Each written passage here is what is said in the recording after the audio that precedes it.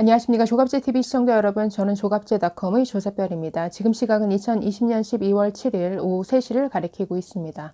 윤석열 총장에 대한 법무부의 징계위원회가 두 차례나 연기가 됐죠. 원래는 12월 2일로 예정되었다가 4일로 또 10일로 연기가 됐습니다. 자, 법무부는 연기를 하면서 절차적 정당성과 공정성을 확보하는 차원이다라고 얘기를 합니다.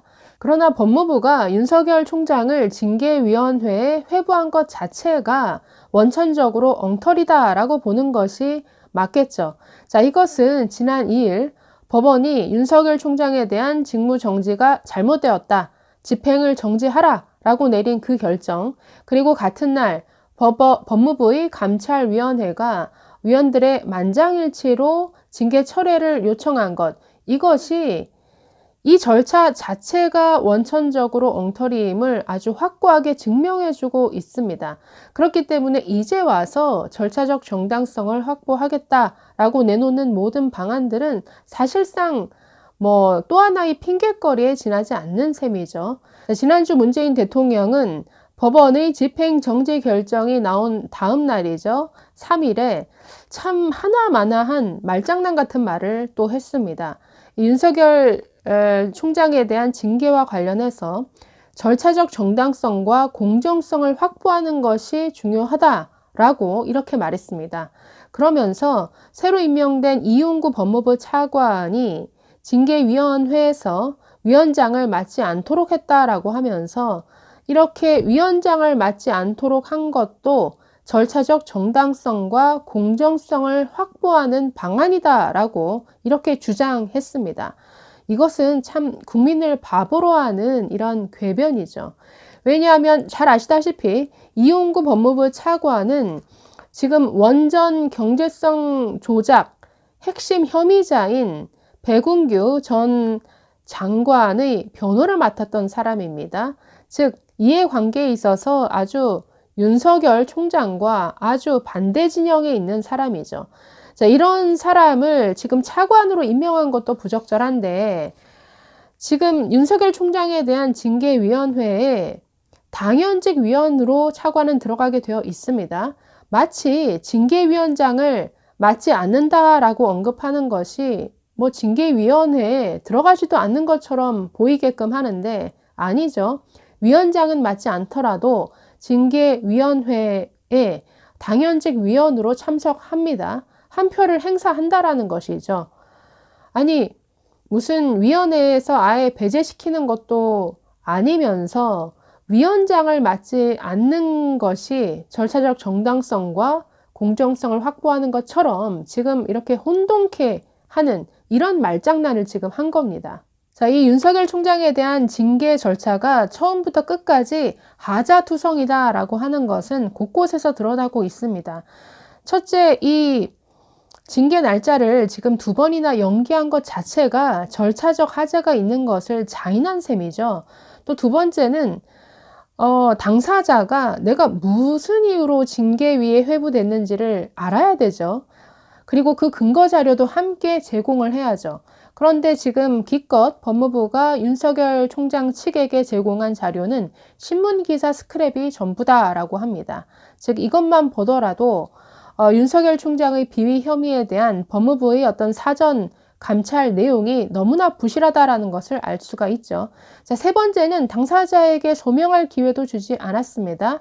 자, 이것은 법무부 감찰위원회가 만장일치로 이 징계 절차를 철회할 것을 요청했던 그 주요한 근거였는데 바로 윤 총장에게 소명할 기회를 주지 않았다라는 겁니다. 이것은 굉장한 절차적 흠결이죠.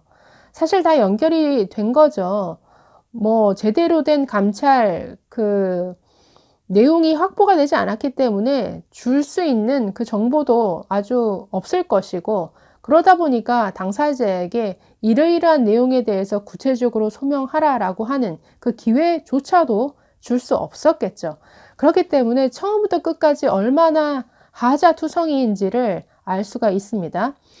자, 이 징계 절차 자체가 뭔가 합법적이지 않다, 너무나 반헌법적이다라고 하는 것은 네, 법학을 전공한 교수들이 아주 제일 잘 아는 것 같습니다. 지난주에 성명을 발표했는데 그 주요 내용을 한번 짚어보겠습니다.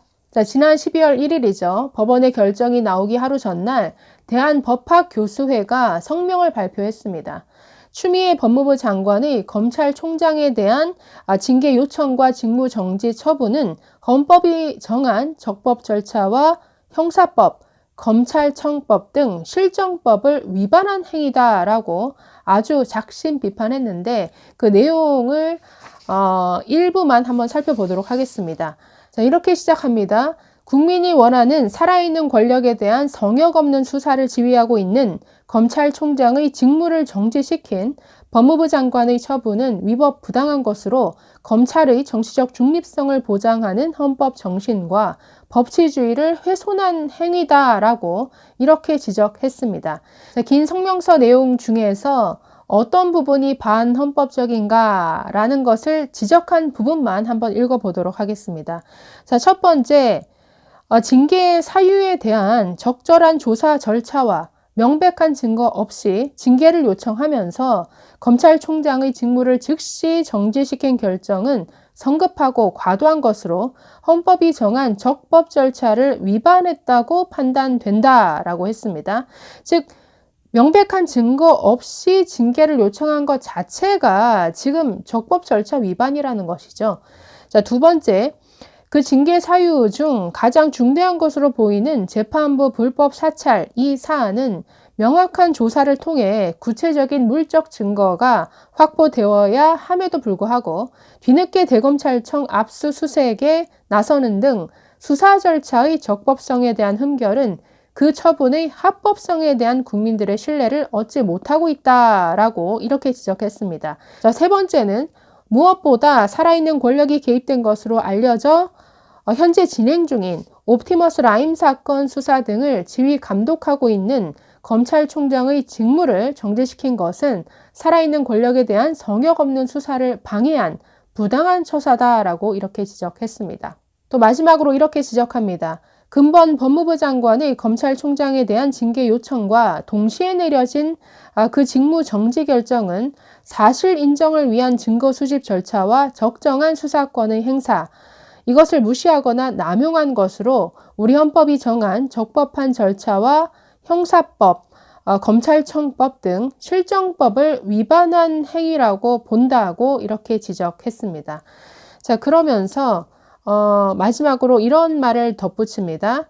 근본 법무부 장관의 처분은 국민의 검찰로 거듭나고자 부단히 노력하고 있는 검찰을 수백 년 전으로 회귀시켜 권력의 검찰로 퇴행시킨 행위로 역사를 거스르는 처사다라고 이렇게 말합니다.